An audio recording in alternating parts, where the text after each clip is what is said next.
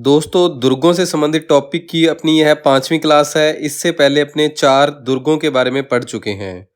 Video के बीच में दोस्तों मैं आपको डिस्टर्ब नहीं करूंगा। यदि आपको हमारा यह प्रयास अच्छा लगता है तो आप वीडियो को लाइक, शेयर और कमेंट जरूर कीजिए, क्योंकि यही हमारे लिए मोटिवेशन का काम करते हैं। चलिए शुरू करते हैं। तारागढ़ दुर्ग का जो निर्माण है दोस्तों वो 1354 ईस्वी में हुआ था।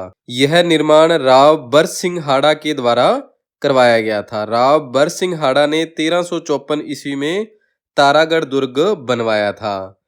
इस किले के जो उपनाम है इसे बूंदी का किला भी कहा जाता है, क्योंकि प्राचीन काल में यहाँ मीणा सरदार बूंदा मीणा का शासन था। दूसरा, इसे दोस्तों बंदू की नाल के नाम से भी जाना जाता है। जिस समय देवहाड़ा ने जेतर सिंह मीणा से यह किला छीना था, उस समय इसे क्या कहते थे? बंदू का नाल कहते थे तारागढ़ दुर्ग को। और एक तारागढ़ दुर्ग को तारागढ़ क्यों कहा जाता है? क्योंकि यह एक ऊंचे पर्वत पर बना हुआ है, जो धरती से आकाश के तारे के समान प्रतीत होता है। जब अपने देखते हैं तो ऐसा लगता है जैसे कोई तारा हो, या उस शेप में ये किला बना हुआ है, इसीलिए इसे तारागढ़ दुर्ग भी कहते हैं। इस किले को दोस्तों तिलस्मी किला भी कहा जाता है, क्योंकि जो इसकी संरचना है वो एक भूल भुलैया जैसी संरचना में यह बना हुआ है। इस किले में बहुत सारी गुप्त सुरंगें और रास्ते हैं। स्थानीय किंवदंतियां भी इससे संबंधित बनी हुई है। इस कारण भी इसे जादुई किला या तिलस्मी किला भी कहा जाता है। दूसरा दोस्तों, एक अंग्रेजी उपन्यासकार थे रूडयार्ड किपलिंग। इनका भी एक कथन प्रसिद्ध है इससे संबंधित कि यह किला है जो प्रेतों के द्वारा बनाया गया है, या भूतों ने इस किले को बनाया है, तब भी इसे तिलस्मी किला कहने का एक कारण बनता है। और इसमें क्या है दोस्तों, आश्चर्यजनक दृश्य परिवर्तन होता है। मान लो आप अगर कभी देखने जाओगे तो किसी संकरे रास्ते में से आप गुजर रहे हो तो अचानक से क्या होगा, एक बहुत बड़ा प्रांगण आ जाएगा, या एक अलग से ही मोड़ आ जाएगा जिसका आपको अंदाजा भी नहीं होगा। इसलिए इसे क्या है, तिलस्मी किला भी कहा जाता है। बूंदी का जो किला है दोस्तों, यह है बूंदी शहर के उत्तरी छोर की एक पहाड़ी पर बना हुआ है। ध्यान रहे ये अरावली पर्वतमाला की एक पहाड़ी है, उस पर क्या है, ये जो तारागढ़ दुर्ग है बना हुआ है। अपने पिछली वीडियो में गागरोन दुर्ग पढ़ा था दोस्तों, वो विंध्याचल पर्वतमाला की एक चट्टान पर बना था, अरावली पर्वतमाला की चट्टान पर नहीं बना था। ये क्वेश्चन कई बार परीक्षा में पूछा गया है। कुछ इतिहासकारों का मानना है दोस्तों कि जो इसकी नींव है वो 1298 ईस्वी में राव देवाहाड़ा के द्वारा रखी गई थी। जो राव देवाहाड़ा हैं ये क्या है, राव बर सिंह हाड़ा के परदादा थे। तो ये भी आप थोड़ा सा याद रखिएगा कि क्यों बाई चांस कुछ ऐसा पूछा जाए तो अपने यह बात ध्यान में होनी जरूरी है। इससे संबंधित दोस्तों एक गर्भ गुंजन तोप है दोस्तों। ये एक शक्तिशाली तोप थी, जिसमें पलीता लगाने के बाद जो तोपचियों को क्या है, पानी में कूदना पड़ता था।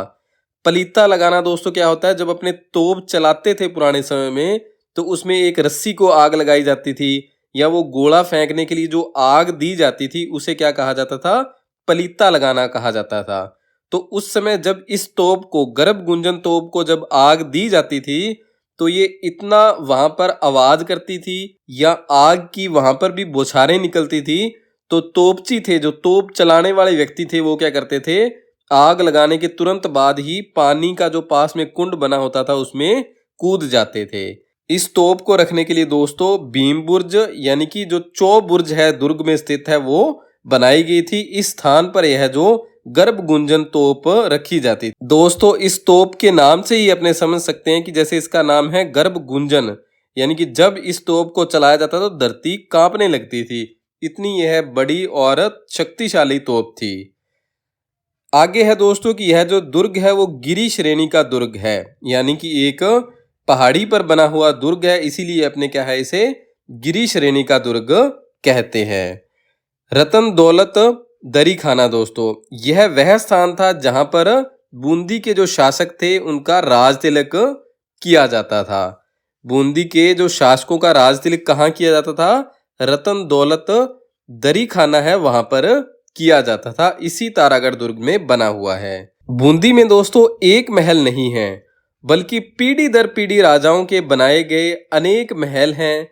इसलिए इसे महलों का परिसर अथवा गढ़ पैलेस भी कहा जाता है। जो गढ़ पैलेस है दोस्तों, इसके पास ही नवल सागर झील स्थित है। गढ़ पैलेस के पास ही क्या है? नवल सागर झील स्थित है। बूंदी शहर के मध्य में स्थित एक सुंदर कृत्रिम झील है दोस्तों, जो क्या है? एक मानव निर्मित झील है, यानी कि प्राकृतिक झील नहीं है, कृत्रिम झील है, जिसे क्या है? मनुष्यों के द्वारा ही या बूंदी शासकों के द्वारा ही बनाया गया है। नवल सागर झील का जो निर्माण है ये बूंदी शासकों ने करवाया था। झील के मध्य में एक छोटा सा टापू स्थित है, जिस पर क्या है? अनेक छतरियां हैं, यानी कि अनेक स्मारक बने हुए हैं। दोस्तों, तारागढ़ दुर्ग की जो पहाड़ी है इसके पास ही जैत सागर झील बनी हुई है। कौन सी झील? जैत सागर झील बनी हुई है। यह झील महाराज जैत सिंह ने अपने शासनकाल के दौरान बनवाई थी। इनका शासन कब से कब तक था? 1696 से लेकर 1735 ईस्वी तक। इसी के दौरान क्या है? इन्होंने जैत सागर झील का निर्माण करवाया था। इस झील के किनारे एक सुख महल बना हुआ है। कौन सा महल है दोस्तों? सुख महल। ये महल इंपॉर्टेंट है क्योंकि इसका जो निर्माण है वो 18वीं शताब्दी में राजा विष्णु सिंह ने करवाया था। अभी दोस्तों अपने बात करी थी रूडयार्ड किपलिंग की, जो क्या है? एक अंग्रेजी उपन्यासकार हैं। इन्होंने एक बुक लिखी थी जंगल बुक, जिसमें इन्होंने कहा है कि बूंदी के किले को प्रेतों ने बनाया है, इसलिए इसे तिलिस्मी किला भी कहा जाता है दोस्तों। ये भी एक कारण था। ये जब भारत आए थे दोस्तों तो ये सुख महल में ठहरे थे, जो कहाँ बना हुआ है? जैत सागर झील के किनारे बना हुआ है। जैत सागर झील कहाँ है दोस्तों? तारागढ़ दुर्ग की जो पहाड़ी है उसके पास स्थित है। किले का निर्माण दोस्तों मेवाड़, मालवा, गुजरात, यहाँ के जो शासक हमला करते थे उनसे बचने के लिए भी जो तारागढ़ दुर्ग का निर्माण करवाया गया था। दुर्ग की जो बाहरी प्राचीर यानी कि दीवार है, इसका निर्माण 18वीं शताब्दी में दलेल सिंह ने करवाया था। किसने करवाया था? दलेल सिंह ने करवाया था। कर्नल टोंड ने रजवाड़ों के प्रसादों में बूंदी के राजमहलों का सौंदर्य वर्णन सर्वश्रेष्ठ प्रकार से किया है। तो प्रश्न बन सकता है, इसे भी आप थोड़ा सा ध्यान रखिएगा। महाराणा क्षेत्र सिंह बूंदी विजय करने के प्रयास में दोस्तों मारे जाते हैं, परंतु बूंदी पर विजय प्राप्त नहीं कर पाते हैं। उनके बाद जो इनका पुत्र था राणा लाखा, इन्होंने तारागढ़ को जीतने की कसम खाई थी, परंतु काफी बार प्रयास करने के बाद भी बूंदी पर ये अधिकार नहीं कर पाए।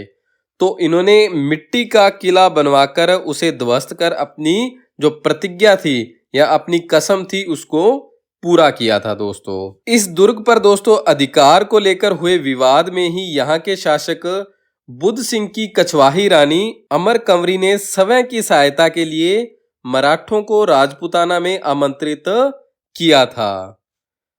1569 में बूंदी के सुरजनहाड़ा ने अकबर की अधीनता स्वीकार कर ली थी। कब की थी?